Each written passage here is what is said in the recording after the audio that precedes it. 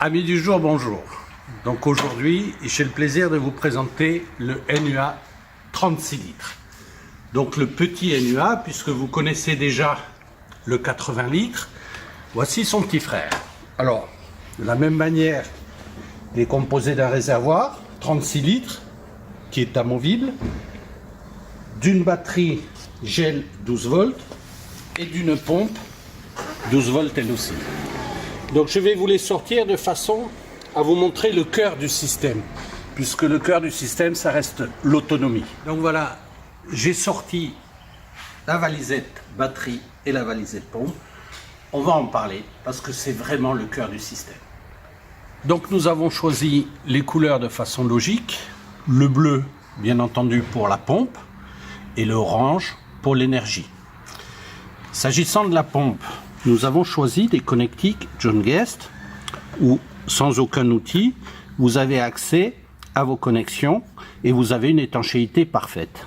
Ici, nous avons la sortie de la pompe, un manomètre de pression, marche-arrêt, l'interrupteur, la sortie que nous allons connecter, vous verrez sur le chariot, grâce à ce tuyau qui, toujours pareil, grâce à la connectique John Guest, on enfonce, on tire un peu pour que les griffes inox viennent se planter dans le tuyau.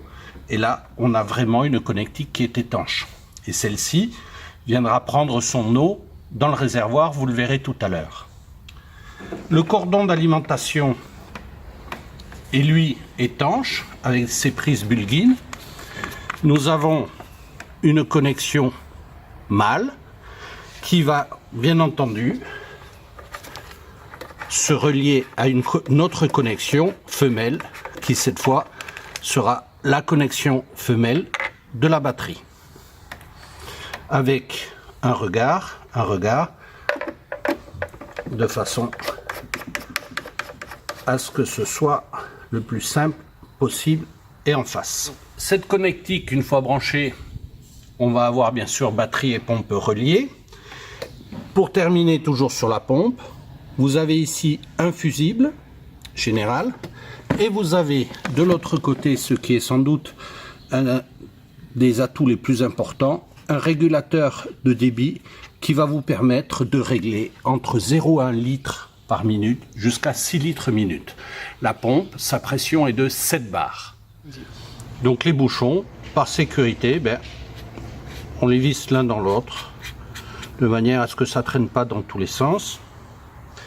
Et nous allons maintenant donc aborder cette batterie.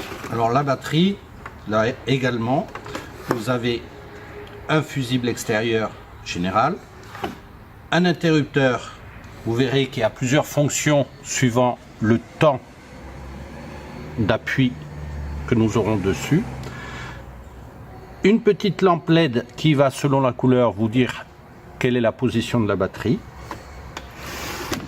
et donc sa connectique que nous avons vue. Alors revenons maintenant sur la partie arrêt-marche de ce bouton. La première pression, la plus courte, et elle est même très très courte, va vous déclencher le mode marche de la batterie et le voyant vert. Voilà. Si je reste appuyé un peu plus longtemps, le voyant va passer au bleu. La couleur bleue, elle, est prévue pour indiquer le mode charge. Vous verrez tout à l'heure, quand on charge la batterie avec son chargeur, il faudra impérativement mettre votre batterie sur cette position bleue pour qu'elle puisse recevoir la charge du chargeur. Et si vous appuyez 6 secondes, vous allez arrêter tout simplement votre batterie. Je pense être à 6, gagné. Donc on a deux autres voyants qui vont s'allumer en fonction de l'état de décharge de la batterie. On a une première alerte, lorsque la batterie est déchargée à 80%, le voyant va passer à l'orange. Et lorsque la batterie va atteindre les 90%, à ce moment-là, c'est le voyant rouge clignotant qui va se mettre en place et qui va disjoncter la batterie. Pourquoi la disjoncter? Pour garder ces 10% qui sont nécessaires à tout chargeur pour accrocher la charge. Il faut un léger retour d'intensité pour que le chargeur se mette en route. Donc on a développé une petite platine électronique qui est là justement pour éviter la décharge profonde de la batterie et donc pour la protéger pour qu'elle dure le plus longtemps possible. Le chargeur que nous vous proposons est un chargeur 10 ampères qui a une double fonction. Une fonction de charge qui est identifiée ici par un petit pictogramme avec la voiture et une fonction d'alimentation qui est identifiée ici par le mode supply. Ce mode, vous allez le choisir en appuyant ici, sélectionnez tout simplement votre mode alimentation ou votre mode charge. Donc là, on va rester sur le mode charge. Votre batterie a besoin d'être chargée. Il vous suffit à ce moment-là de connecter votre chargeur.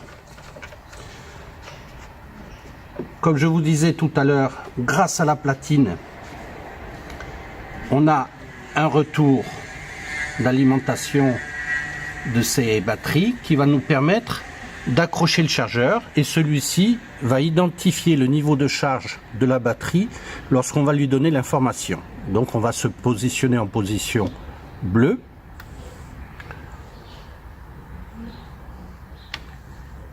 Je suis en position bleue. Le chargeur analyse le niveau de charge qu'il reste actuellement dans la batterie et nous l'indique ici. Lorsque la charge sera terminée, nous allons passer en mode vert, charge terminée, et le chargeur va se couper automatiquement. Vous n'avez pas besoin d'aller voir et de le débrancher par sécurité supplémentaire, il va se couper tout seul. Je vous disais tout à l'heure, le deuxième mode du chargeur est celui de l'alimentation en direct de la pompe. Alors comment se fait cette alimentation? On est toujours sur la même sortie qui est une sortie mâle. Tout à l'heure, je vous disais la sortie de la pompe était elle aussi mâle. Donc nous avons besoin d'un adaptateur femelle-femelle que nous fournissons en option sur le site bien sûr que vous trouverez et qui est présenté de façon la plus simple possible avec un cordon de 10 cm et ces deux connectiques femelles qui vont nous permettre de faire le lien entre le chargeur et la pompe. Dans ce cas-là, il vous suffira tout simplement de venir choisir votre mode d'alimentation, d'avoir bien sûr une prise secteur sur le chantier et vous pourrez alimenter directement votre pompe sans avoir besoin de batterie. Une autre possibilité d'alimentation que nous vous proposons, c'est d'avoir recours à ce cordon spécifique pour allume-cigare que vous allez trouver dans tous les véhicules. Vous allez donc bien sûr cette fois être en direct puisque nous avons prévu d'avoir une prise femelle de ce côté-là pour venir se connecter à la prise mâle de la pompe. Et donc vous brancherez directement sur votre prise allume-cigare et vous pourrez utiliser votre pompe là encore sans avoir besoin de la batterie. Dernière possibilité, eh bien c'est celle d'optimiser l'utilisation de la batterie. Donc dans ce cas-là, vous avez vu, comme on disait tout à l'heure, que la sortie de la batterie est femelle. Donc cette fois on a deux cordons, en fait deux sorties qui sont mâles, une qui vient donc côté batterie et la deuxième que vous allez connecter au cordon qui est fourni cette fois avec le chargeur qui offre une sortie femelle que l'on va relier donc directement à la batterie. On va donc avoir du 12 volts disponible ici que l'on va connecter au deuxième cordon fourni avec le chargeur avec un détrompeur.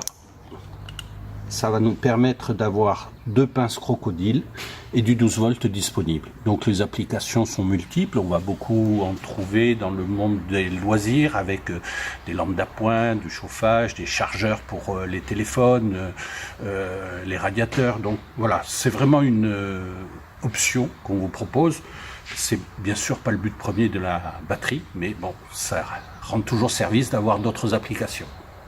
Donc maintenant voyons le réservoir qui lui aussi est un élément clé de tout cet ensemble NUA. Pourquoi? Parce qu'il est amovible. Et en fait, même si on parle du petit frère avec ses 36 litres, comme les réservoirs sont interchangeables autant de fois que l'on en a besoin, vous allez pouvoir faire un travail sans limite. Il vous suffira de prévoir les réservoirs en fonction du travail que vous aurez à faire. Donc là, c'est un réservoir que nous avons rempli d'eau pure, bien entendu. Parce que notre marque de fabrique, ça reste quand même l'eau pure. Et donc, ce réservoir, nous l'avons monté avec des raccords John Guest, une vanne ici, bien entendu, pour couper l'eau, un autre raccord John Guest qui va nous permettre d'aller du réservoir vers la pompe que je vais installer tout à l'heure. Nous avons mis un bouchon de remplissage, tout simplement, mais qui est bien pratique. Nous avons finalement deux possibilités de remplir ce réservoir, soit par ici, soit par un bouchon. Donc on vous propose les deux, comme ça chacun trouvera sa solution personnelle. À côté de ce bouchon, nous avons installé le même évent que vous trouvez sur le NUA 80 litres, qui sert lui à faire rentrer l'air au fur et à mesure que l'eau sort. Nous avons développé une petite butée ici à cette vis. Ça nous permet d'être sûr que vous n'allez pas la perdre. Ce serait bien dommage parce que ce serait une petite panne qui n'en vaut pas la peine. Donc dans le transport, on va fermer cet évent et quand on va travailler, on va ouvrir l'évent. Vous avez vu que les réservoirs, nous les avons équipés de 2 poignées. Ça nous permet, vous l'avez vu, de les sortir, de les interchanger assez facilement. Donc on va s'attarder un petit peu sur la connectique John Guest. Cette connectique, vous voyez, vous avez une petite opercule ici que vous avez besoin de rétracter pour libérer les griffes et donc libérer la pièce. Si vous regardez au centre, vous allez voir des griffes inox qui, lorsque je tire cet opercule vers l'extérieur, viennent rentrer dans la pièce que vous insérez. Donc lorsque j'insère une pièce, je la rentre, je la pousse jusqu'au bout de la pièce qui est au bout de mon pouce. Là, j'ai poussé complètement. Mais maintenant, par sécurité, je vais tirer de façon à ce que les griffes viennent prendre la pièce. Voilà, vous avez vu l'opercule, elle est limitée, là je ne peux plus tirer. Mais par contre, les petites griffes inox sont bien plantées dans la pièce. Je vais faire la même chose maintenant avec le tuyau qui va bien sûr relier la pompe. Donc, j'ai le même principe à cette extrémité. Je vais là encore aller jusqu'au bout de la pièce. Donc il faut que je pousse à fond. Et une fois que j'ai poussé à fond, je tire. Vous voyez, en tirant comme ça, j'ai mis mes griffes dans le tuyau. Je suis sûr que ça tient et l'étanchéité est parfaite. Donc installation de la pompe maintenant. Donc la pompe, nous l'avons positionnée en bas. En bas, pourquoi?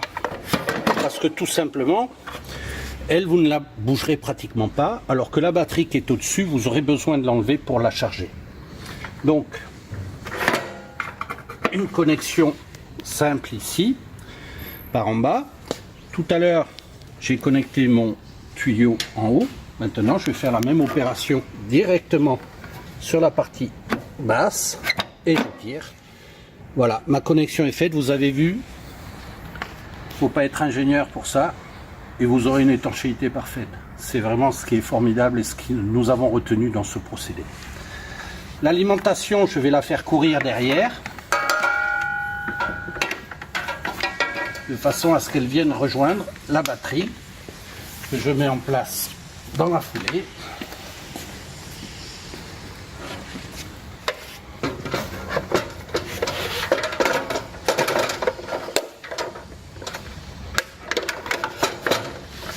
Voilà, donc mon alimentation bien derrière.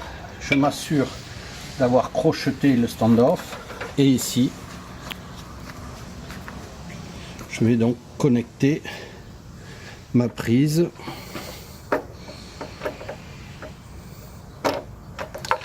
et là je vais la visser jusqu'au bout, de façon à ce que les contacts soient francs. Je vais, comme je vous disais tout à l'heure, assembler les bouchons entre eux. Mon NUA est maintenant équipé, prêt à fonctionner. Vous noterez, sur l'arrière, nous avons fait cette pédale pour pouvoir le basculer. Ce sera pratique pour passer des trottoirs, par exemple, ou autres obstacles. Vous aurez noté sur le dessus cette broche à billes qui va nous permettre de démonter ce timon. Ce qui est important, parce que dans certains véhicules, vous n'avez pas de place. Vous avez besoin d'optimiser l'espace et ce timon, le fait de pouvoir l'enlever, va vous permettre de rentrer ce NUA dans des tout petits espaces. Et bien qu'il soit tout petit, comme vous l'avez vu, le fait de ces réservoirs interchangeables, il peut faire vraiment beaucoup de travail. Donc le dernier point à développer sur ce chariot, au-delà du fait que vous avez vu qu'il est tout inox, au-delà du fait aussi que c'est son water qu'il fabrique, vous en avez l'habitude maintenant, c'est les roues, les deux roues LED avant que nous avons équipées de freins. Donc ça va vous permettre, et dans le véhicule ou en poste de travail, de sécuriser votre matériel pour l'environnement. Voilà. Maintenant, la dernière partie, peut-être la plus importante pour vous, démonstration.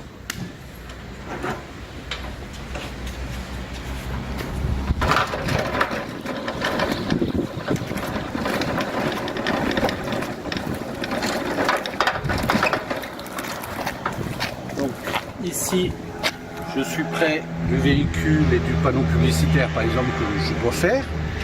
Première des choses, je vais bien entendu sécuriser mon matériel. Mon matériel sécurisé, je vais connecter un petit cordon adaptateur, lui aussi, qui va nous permettre de relier la pompe à la sortie de la perche. Alors comme vous le savez, nous sommes un gros distributeur Unger, et donc c'est avec une perche Unger que je vais travailler. Ce tuyau est un tuyau pour les perches télescopiques Unger, donc avec un raccord mâle standard type Gardena que vous allez mettre sur tous les raccords standards que vous trouverez sur le marché. Donc j'ai connecté ma perche, mais je voulais vous faire une précision de taille. Au bout de la perche, j'ai branché une brosse, pas n'importe quelle brosse, une brosse avec un poil fleuré. Fleuré, ce qu'on appelle le poil fleuré, c'est un poil qui dans le dernier centimètre va être coupé dans le sens de la longueur. C'est ce qui fait cette différence de couleur, mais surtout c'est ce qui va permettre d'avoir une douceur sur une carrosserie qui évitera de rayer. Vous savez, ces micro-rayures que l'on voit quelquefois sur des véhicules lorsqu'ils sont exposés en plein soleil, c'est souvent la résultante de brosses inadaptées. Sur les véhicules, une brosse avec un poil fleuré. D'accord ? Donc maintenant, mise en marche de l'appareil. Mise en marche. Je mets sur on la batterie, bien entendu. Je vais ouvrir ma vanne d'eau, sinon ma pompe ne va pas pouvoir puiser dans le réservoir. Je vais appuyer sur arrêt marche. Et une fois que j'aurai fait ça, je vais sur le côté, bien sûr, mettre mon régulateur en position moyenne. Là, vous entendez la pompe qui démarre, donc elle est en train d'amorcer. Et elle va donc alimenter, et ça y est, vous le voyez au niveau de la brosse, l'eau est arrivée. Donc à partir de là, c'est de l'eau pure. Si je considère que ma pression est trop importante, je vais la réguler sur mon débitmètre. Si je pense que c'est bon, je laisse comme ça et je peux donc travailler. On rappelle le principe, on travaille de haut en bas, bien entendu. On va travailler des bandes de 50 cm en gros, et surtout, tout de suite après avoir travaillé, on va rincer la partie bien détruite. Voilà.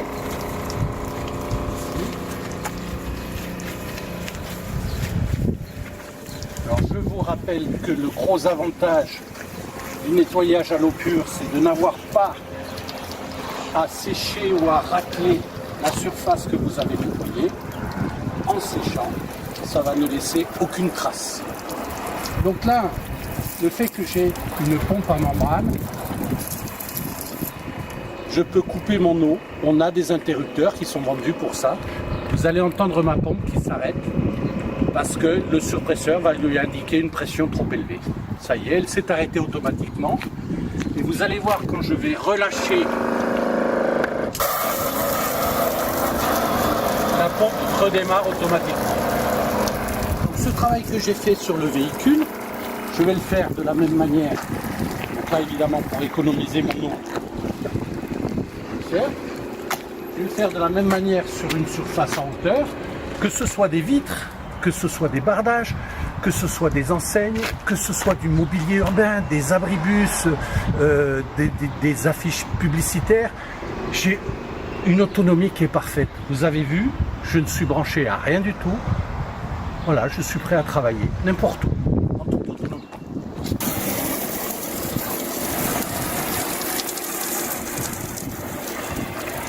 Donc voilà, je vais travailler en fonction de la perche que j'aurai choisie, à des hauteurs plus ou moins importantes. Voilà.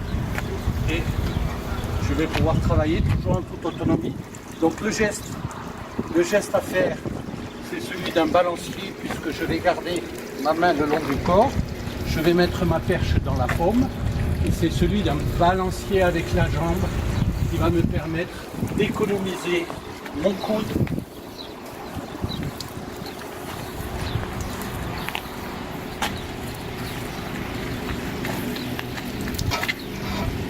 Évidemment, si on veut aller vite, on peut.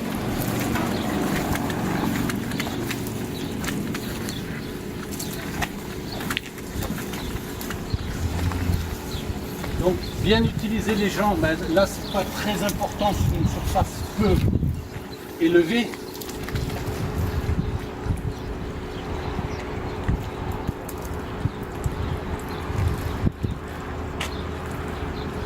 Et je vais rincer très vite. Donc le travail est terminé. Maintenant, il s'agit de ranger le matériel. Mais avant de ranger le matériel, bien sûr, il faut arrêter la batterie. C'est la première des choses.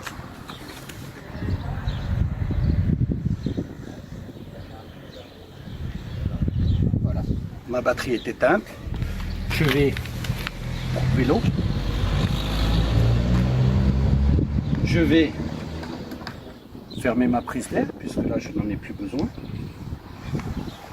Je déconnecte ma pompe.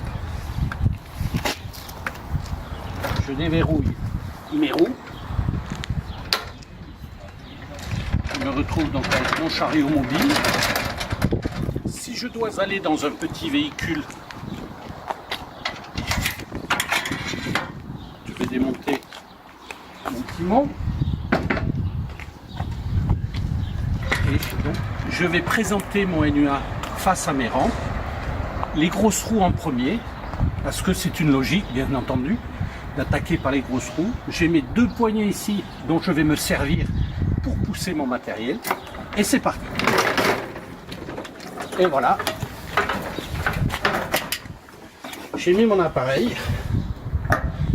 Je vais par sécurité, évidemment, bloquer les roues et je l'installe là où je veux le mettre.